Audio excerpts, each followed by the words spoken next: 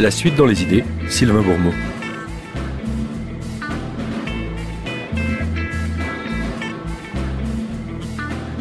C'est indiscutable, l'influence du mouvement contre le mariage pour tous a joué un rôle décisif dans l'élection de François Fillon comme candidat de la droite pour la prochaine présidentielle. Une droite qui n'hésite pas, lorsqu'elle revient au pouvoir, à s'afficher réactionnaire sur les questions de genre. Comment expliquer autrement la récente annonce par la nouvelle présidente de la région Île-de-France, Valérie Pécresse, de l'arrêt des financements des recherches sur les inégalités et les discriminations de genre? Comment comprendre ces réactions? En y voyant sans doute la preuve absolue des profondes transformations qui ont affecté ces dernières années la République française. Des transformations dont l'irréversibilité sociale provoque ces soubresauts politiques de surface qui, il y a fort à parier, progressivement disparaîtront. C'est à cette interprétation, du moins, que nous invite la passionnante lecture des défis de la République, le livre collectif qu'ont dirigé Bruno Perrault et John Scott, et dans lequel ils montrent comment la parité, par exemple, a ouvert une brèche aussi précieuse que large dans les théories républicaines de la gouvernance, pointant les limites d'une conception universaliste abstraite de la représentation et ouvrant la voie pour une lutte efficace contre d'autres types de discrimination selon l'origine ethnique ou l'orientation sexuelle par exemple. Avec ce livre original et autour d'un ensemble de sujets et d'auteurs pertinents, ils rendent aussi hommage à la trajectoire politique singulière d'une responsable politique majeure et trop méconnue, Françoise Gaspard.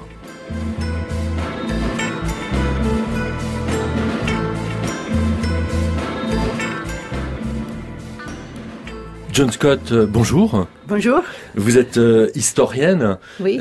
Vous êtes professeur à l'Institut d'études avancées de Princeton. Et vous travaillez depuis fort longtemps sur la France, entre autres choses, et sur la question de la citoyenneté, sur la question des femmes. On vous doit des livres qui font référence sur ces sujets. Vous co-dirigez avec Bruno Perrault, bonjour. Bonjour. Qui, lui, est associate professeur au MIT à Boston en French Studies.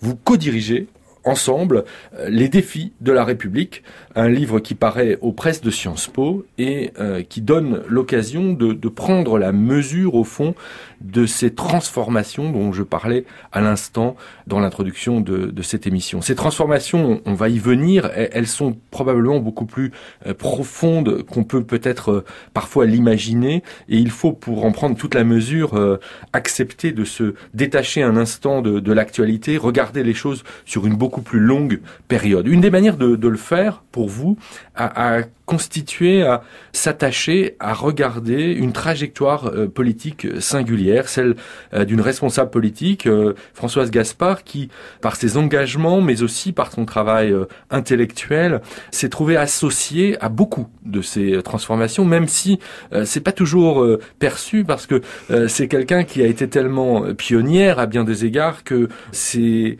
interventions ont déclenché des choses et ne l'ont pas toujours rendu visible au moment où ces choses finissaient par véritablement surgir aux yeux de tous dans l'espace public. Je voudrais, John Scott, qu'on commence par l'évocation de Françoise Gaspard et la raison pour laquelle vous avez voulu finalement vous saisir de sa trajectoire pour essayer de comprendre de manière très heuristique en fait comment on pouvait tout simplement faire de la politique, j'allais dire, transformer la société dans laquelle nous vivons. Alors, on a pris Françoise d'abord parce qu'elle était une très bonne amie. C'était grâce à elle, par exemple, que j'avais écrit le livre sur la parité, que j'avais écrit il y a des années maintenant. Et c'était au moment de la parité que j'avais fait sa connaissance. J'étais impressionnée par sa trajectoire peu à peu, parce que c'était, comme vous avez dit, elle est très discrète, on dit. Elle veut pas s'annoncer, elle veut pas faire la publicité de elle. Mais peu à peu, j'avais réalisé qu'elle était comme mère de Dreux, qui avait été confronté par le Front National. Première fois que le Front National surgit véritablement, c'est lors des élections municipales à Dreux. Et Françoise Gaspard, qui est une jeune responsable socialiste, énarque de formation, magistrate en droit administratif de métier, s'était engagée en politique, avait été élue maire de Dreux et a été confrontée à cette irruption du Front National, alors qu'elle portait également une revendication très forte de la gauche en 1981, le droit de vote des étrangers. Oui. Donc on voit qu'il y a déjà plusieurs sujets qui traversent. Et puis, il y en avait deux. Il y avait deux plus. Il y avait après, elle était élue députée de l'Assemblée nationale. Elle était le représentante de France à l'ONU sur la commission des femmes. Elle avait travaillé dans les réseaux Femmes pour la parité dans l'Union européenne. Donc, moi, j'avais commencé à comprendre les réseaux qu'elle avait lancés et elle était au centre de beaucoup de ces réseaux. Et je pense que c'était sa capacité de penser la politique stratégique. Elle est vraiment douée pour ça. Elle a une manière de penser la stratégie qui est très rare, même dans le monde politique. C'est important, Bruno Perrault, de comprendre ça, surtout dans un moment comme celui que nous vivons actuellement, c'est-à-dire la préparation d'une élection présidentielle, le passage des primaires, où on est dans la rhétorique politique classique, où il suffirait d'avoir un programme bien ficelé, d'expliquer qu'on est élu sur des engagements, des promesses, et qu'on va les mettre en œuvre. En fait, quand on regarde rétrospectivement, on s'aperçoit que les décisions politiques se font tout autrement, et que si on veut avoir la moindre chance de parvenir à changer la société, c'est d'autres mécanismes qu'il faut être capable d'activer, c'est des réseaux qu'il faut être capable de constituer pour aboutir à ces changements et non pas prendre des décisions en tapant d'un coup de poing sur une table. Oui, c'est-à-dire pour aboutir à des changements qui soient des changements plus durables.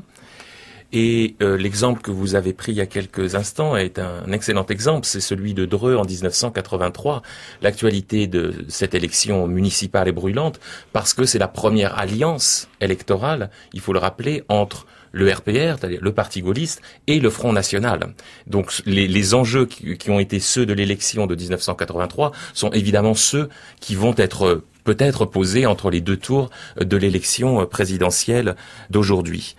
Et puis ce livre, Les défis de la République, au fond, ce travail sur les réseaux que Françoise Gaspard a su développer, réseaux divers parce qu'ils rassemblent des sphères très différentes, académiques, politiques, associatives également. Elle a été impliquée aux côtés de l'association Aide, par exemple, de la Ligue des droits de l'homme. Ce sont aussi des réseaux qui interviennent sur plusieurs niveaux. On pourrait presque aussi ajouter administratif, parce que comme je le disais, il y a une formation des NARC et donc des contacts aussi de ce point de vue-là. Donc la haute administration, le monde politique, du Parti socialiste en l'occurrence, dont elle est l'élue, mais aussi les mondes académiques, puisqu'elle va être enseignante-chercheuse à l'école des hautes études en sciences sociales, où elle va animer un séminaire important autour de ces questions de genre et de parité. Et puis les réseaux associatifs dont vous parlez. Donc ça fait des dimensions extraordinaires. Et il est rare qu'une personne soit capable d'articuler à elle seule toutes ces dimensions. Je crois que sa formation administrative est ce qui lui permet aussi de circuler entre différents niveaux de prise de décision, du local au supranational, et de connecter ces différents niveaux de prise de décision.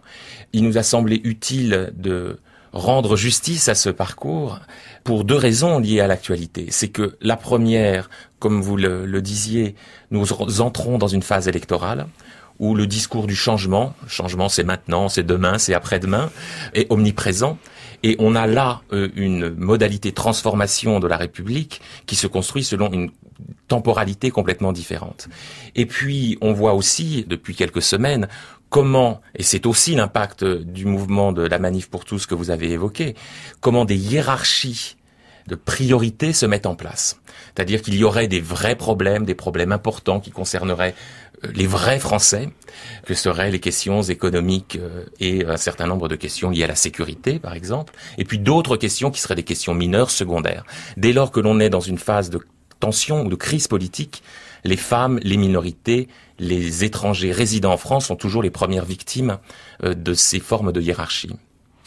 John Scott, ce qui est frappant, par exemple, c'est que dans le cadre de la primaire à gauche, dont le premier tour de scrutin se déroulera demain, on n'a pas vraiment entendu les candidats proposer de parler de la PMA, de la GPA, d'en faire un thème central de campagne. On aurait pu imaginer, une fois la loi Taubira votée, que le nouvel horizon politique sur ces questions-là aurait été celui-là. Or, rien, ou à peu près rien, de ce point de vue.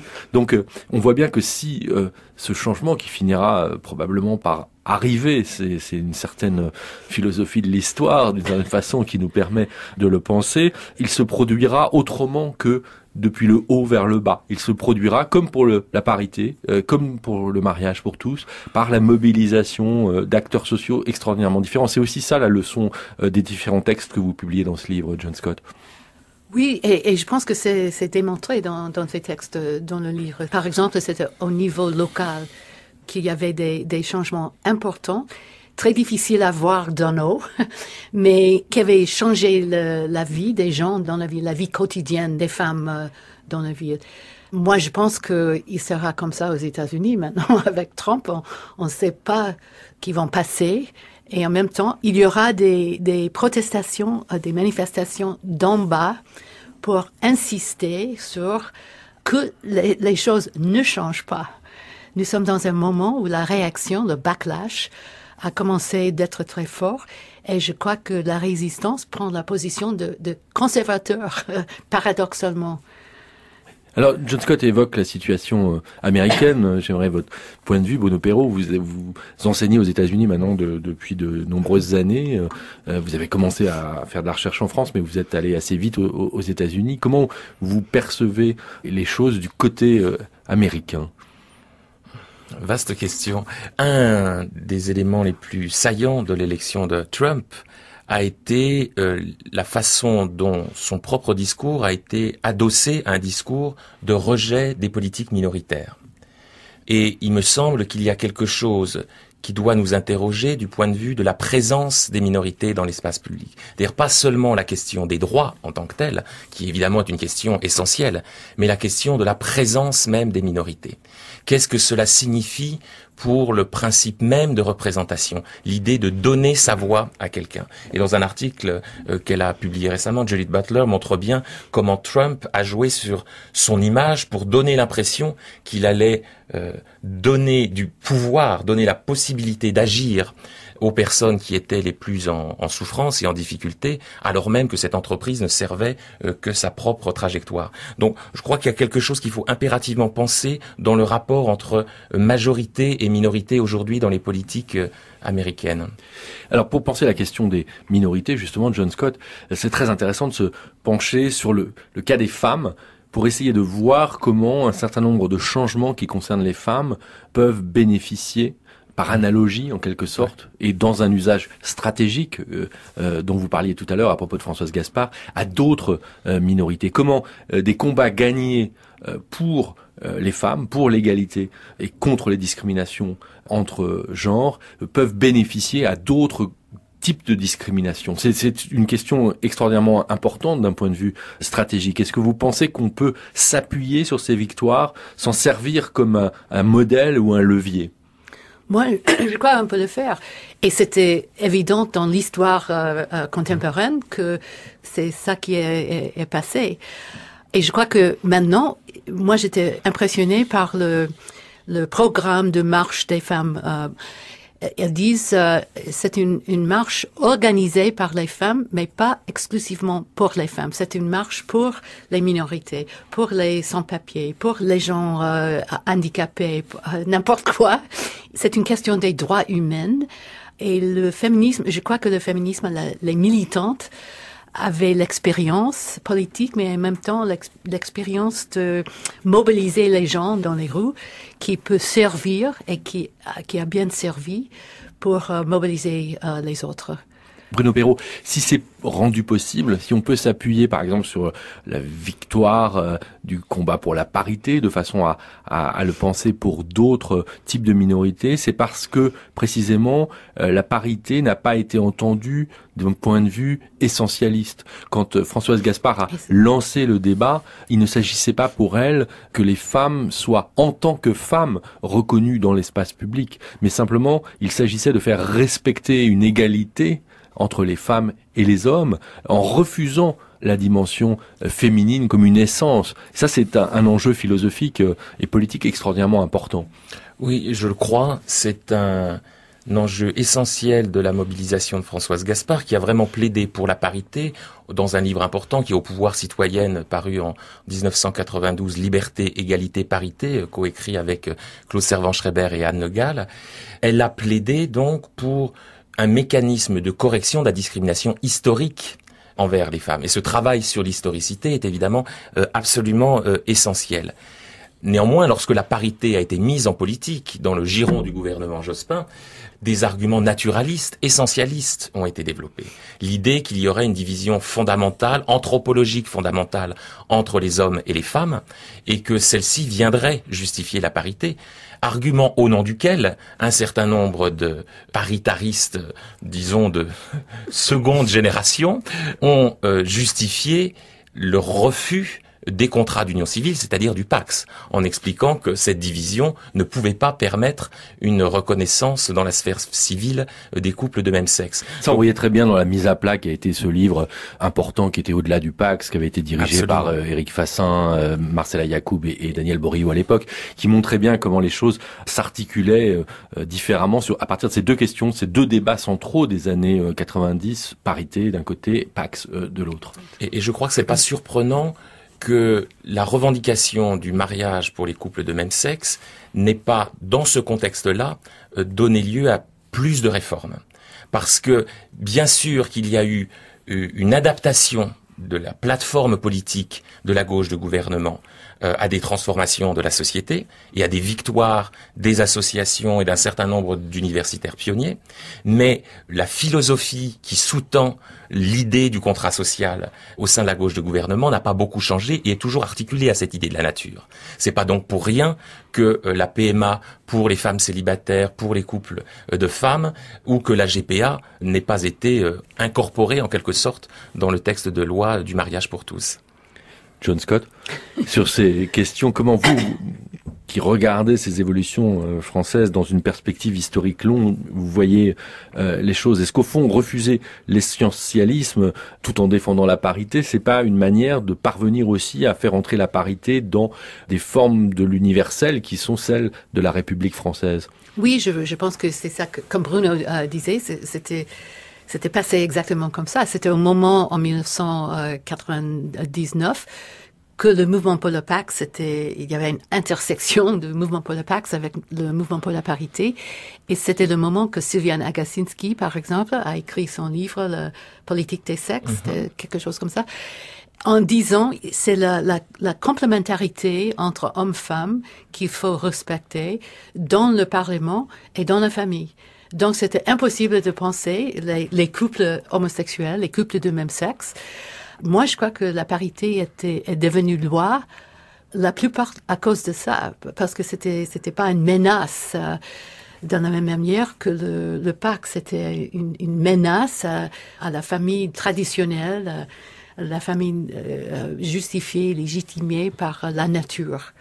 Donc ça veut dire qu'il faut savoir parfois faire des alliances politiques, être suffisamment intelligent pour trouver des appuis, pour faire passer des réformes, y compris en s'alliant avec des gens avec lesquels on n'est pas d'accord sur même les fondements philosophiques en quelque sorte. Oui. C'est une forme de pragmatisme politique. Oui, mais je crois que l'idée de la parité était profondément changée par Agacinski. Françoise Gaspard n'a pas pensé comme ça. Elle a refusé l'essentialisme, l'essence biologique, naturelle des hommes-femmes. Et c'était la transformation de l'idée philosophique même qui avait justifié la loi à la fin. Mais en même temps, après avoir passé la loi, il y avait la possibilité d'ouvrir le monde politique aux femmes. Et c'était possible pour les femmes de trouver des postes. Et maintenant, on a parlé hier soir de ça. Il y a maintenant, on regarde partout en disant, oh, nous ne sommes pas ici dans le mode de la parité. Oh, ici, on a la parité. La conscience des gens de l'égalité en femmes ou de la possibilité de la parité est arrivée avec la loi. Et moi, je pense qu'il est irréversible.